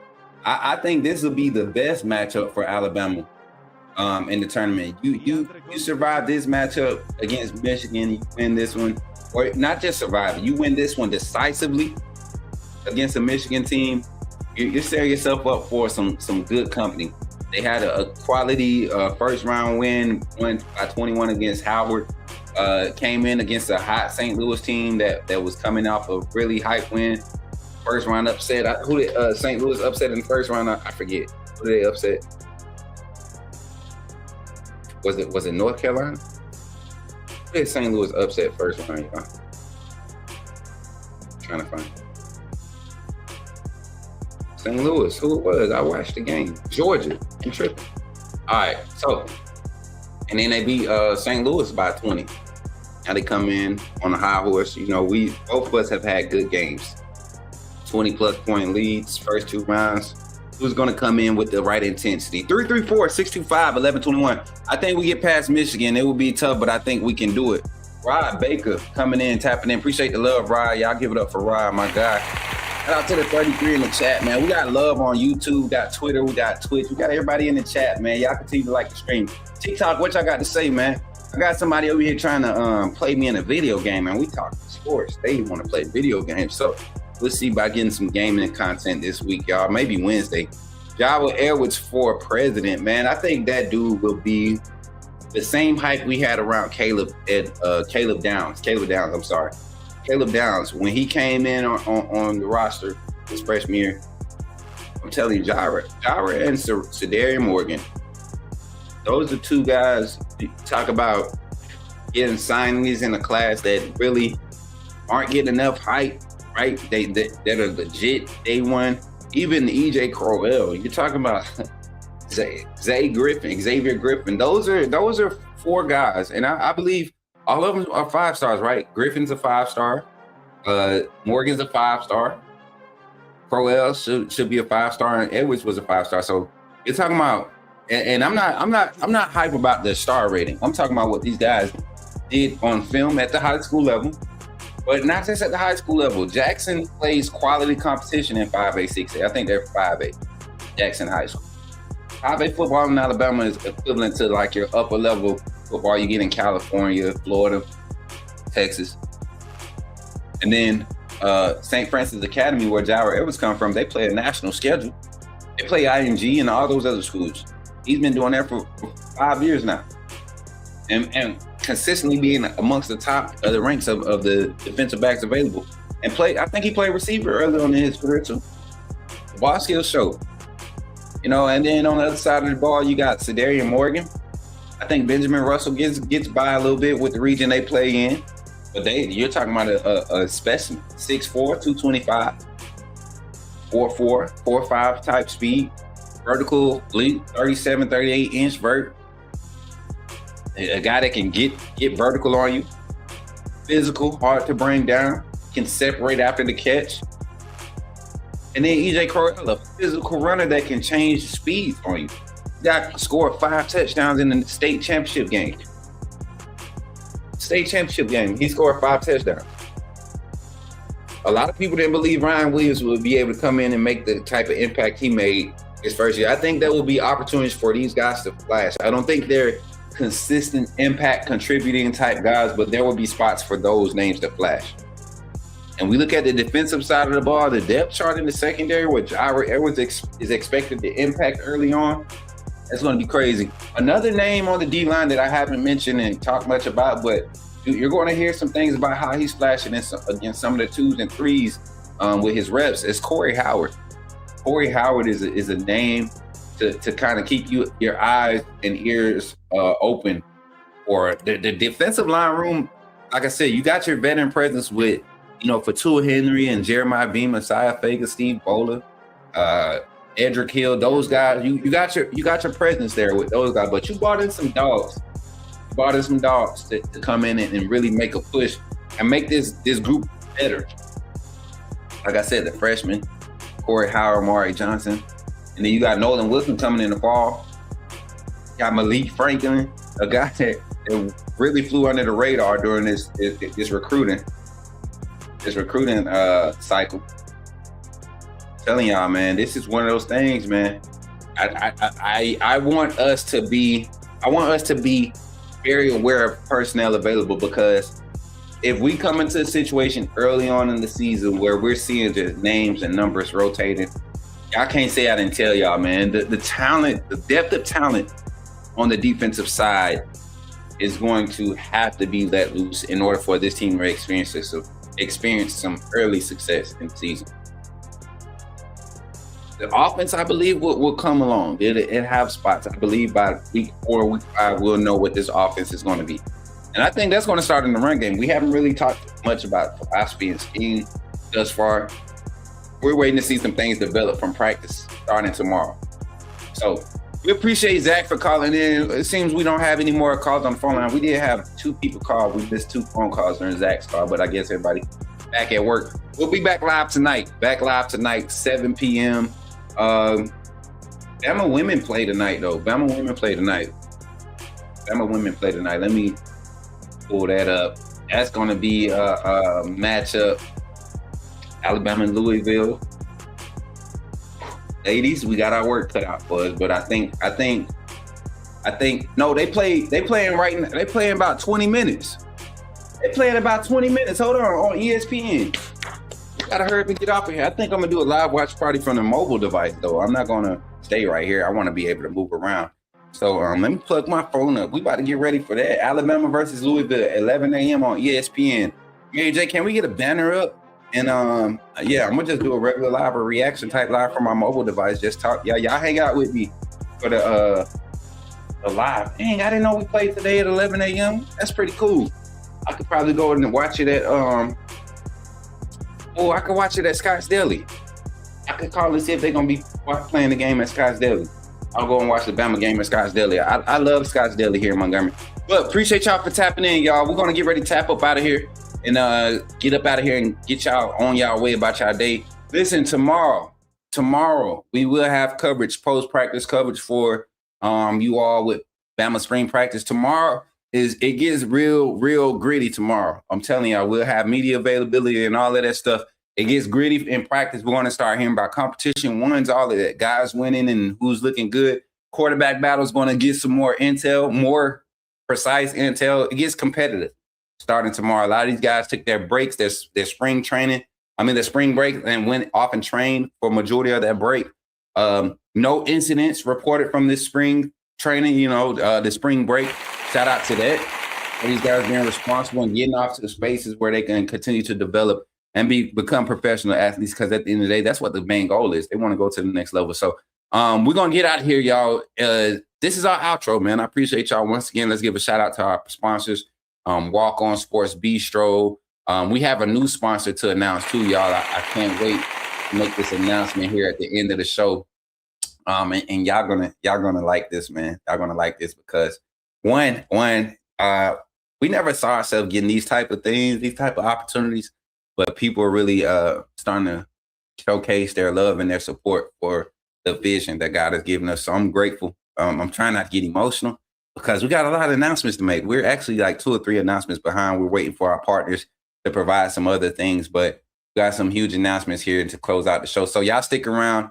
This is how you become a member of the AAA family and continue to support the network and help us continue to grow, man. We can't do this without you all. Everything that we do here is because of you all and your support. We appreciate you all. And yeah, check it out. All right, family. That's going to do it for today's show here on the Coach Smook Network. Once again, I'm your host, Coach Smook, your favorite Alabama insider and sports media personality. And I truly appreciate every one of you for rocking with us today. Before you head out, make sure you like this video, share it with somebody who needs to be a part of this conversation. And if you haven't already, subscribe to the channel so you stay locked in with everything we've got coming your way. We're trying to reach some goals here.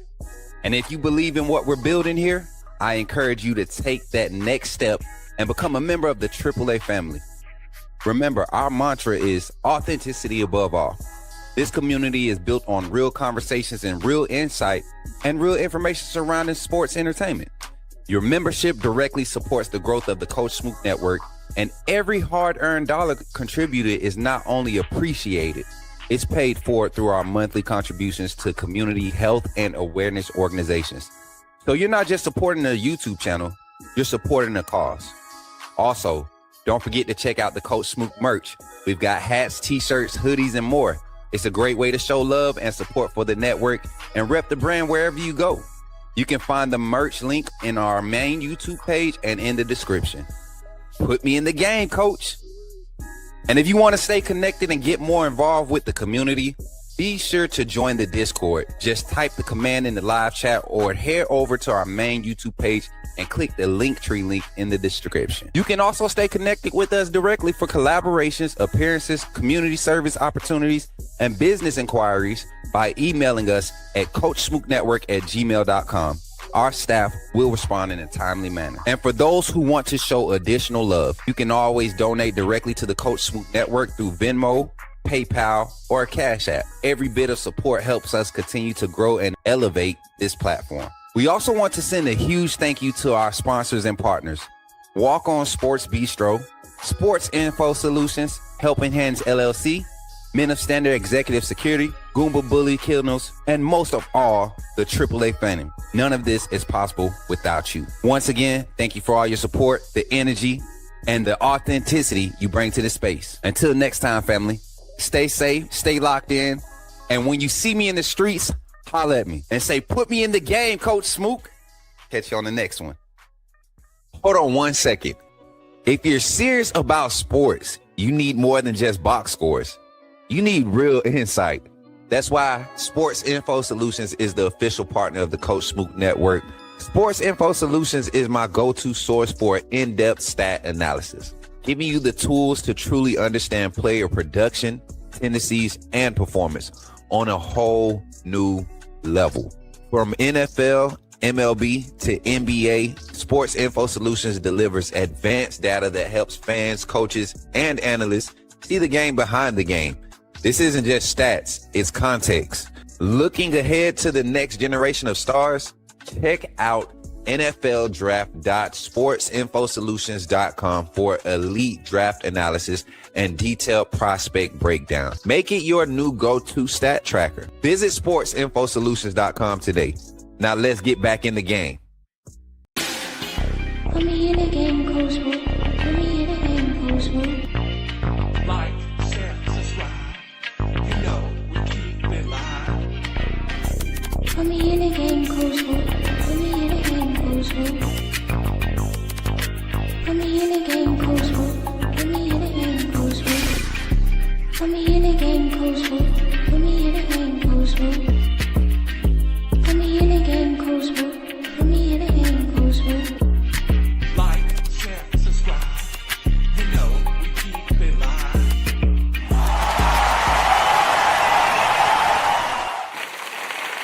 All right, AAA family, let's close this thing out, man. Final thoughts, man. Bama basketball on its way up. I think they did the right things to showcase that they are ready to make a push. If they could continue to do that, I got a lot of confidence. I got a lot of confidence in this Bama team.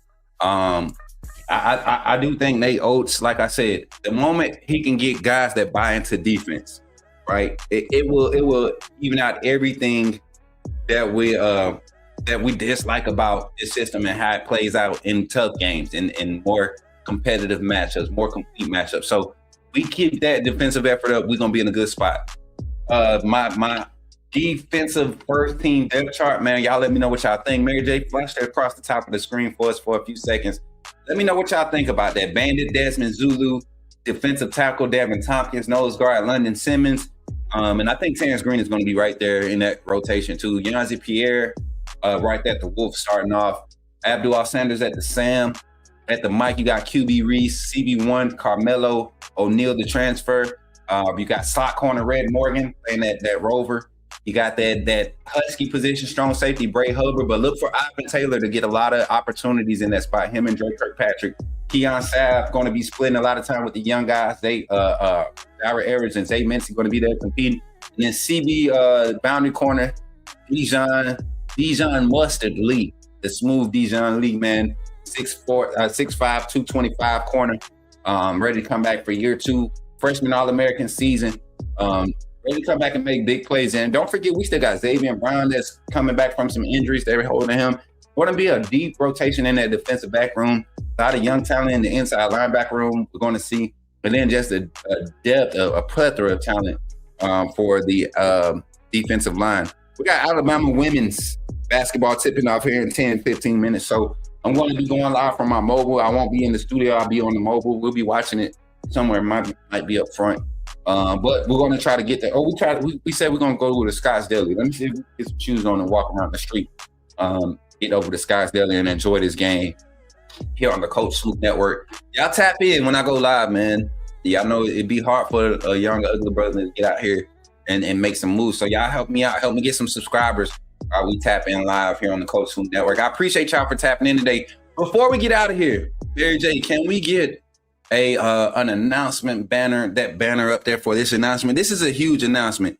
We have secured a location for our Alabama A-Day presence here on the Coach Smook Network. We will be partnering with our new sponsors here at the Coach Smook Network, our family, the Farmers Insurance family, Frederick Harrison Farmers Insurance of Hoover, Alabama.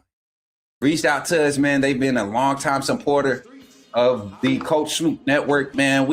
This brother, man, we got to have a meeting, and he told me about his vision for what he wants to do when it comes to being, selling insurance and educating people on the importance of insurance.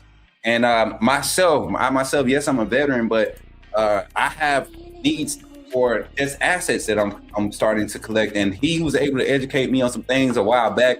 Reconnected. He's recently made a transition, and I'm excited for his growth. I'm excited for everything that he's doing with his company, with his business. He has his own, but Farmers is the primary sponsor and the corporation that he represents, and they will allow us to be on site with them. And we also have another partner that we will be developing a partnership with. You all know that y'all know we got to start getting back to the barbershops because we done cut the locks off. So we have our partnership and our sponsorship with First Play Barbershop in Montgomery, Alabama. Y'all give it up for them. Also, man, we'll be getting our graphic announcing that sponsorship with them. And then also, man, we're about to create another partnership with a Tuscaloosa barbershop. I'm not going to put the name out there yet, but we're about to sit down and have a conversation. We're going to have a partnership with that location is going to be housing some of the events and some of the episodes that we'll be shooting for Cutting with Coach Smook, Cutting Up with Coach Smook. We got a lot of things that we're doing.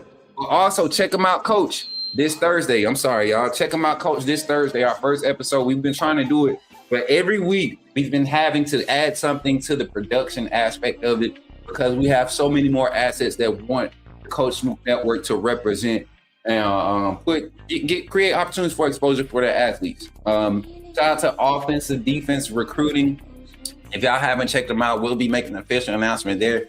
That organization, Bright Young, came through most recent, big Alabama name that came through. A lot more have been connected with this organization, and we have been afforded the opportunity to represent them as far as being a media platform and promotional base for their athletes that they're developing. So a lot of huge things going on for the Coach Smook Network, and God is continuing to bless. My final thoughts, y'all, for y'all that have dreams, right?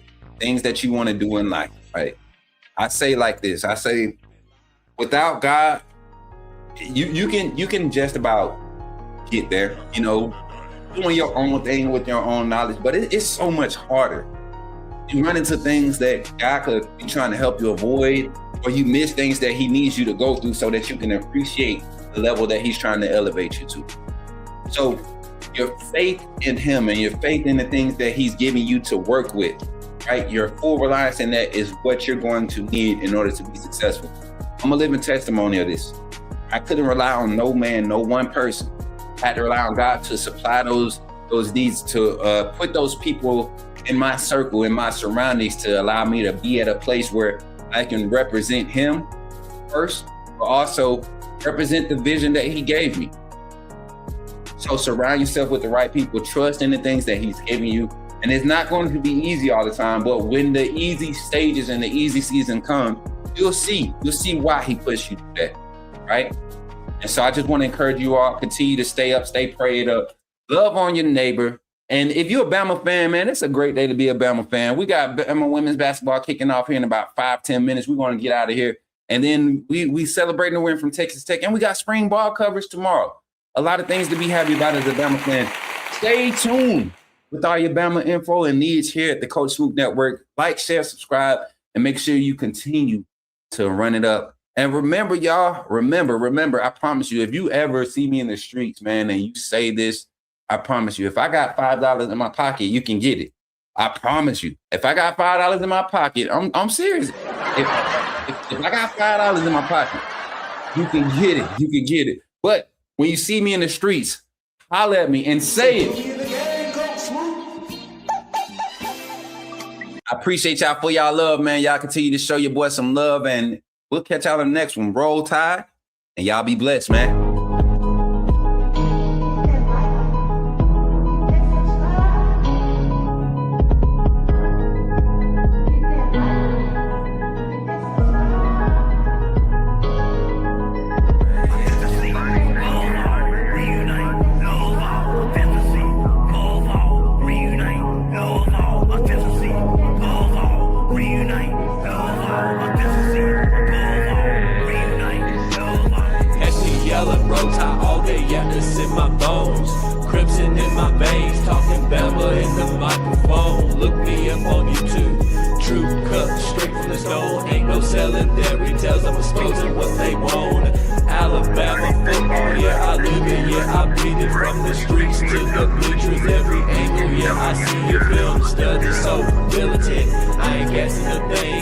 Break it down, every snap is like a coach of the team. Authenticity above all, that's where I stand. If you ain't a real fan, you'll fail with the fan. They tried to box me in, and I keep it though off the frame. Turn the pressure into power, put my stamp on the game. Put me in the game, coach, in the game. Put me in the game, coach, Smook, that's what they saying.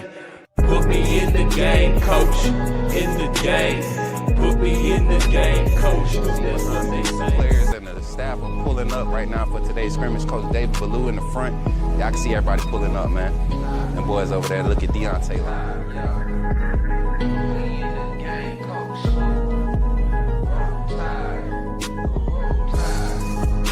Hey, y'all, I'm walking out of Walmart. Check, what's your name, bro? Man, my name Michael McKinney, man. I'm a true Alabama fan, and this man does a good job on his podcast. What's up, bro? Reviewing Alabama football. Keep doing what you're doing, man. Appreciate that, bro. Roll Tide, man.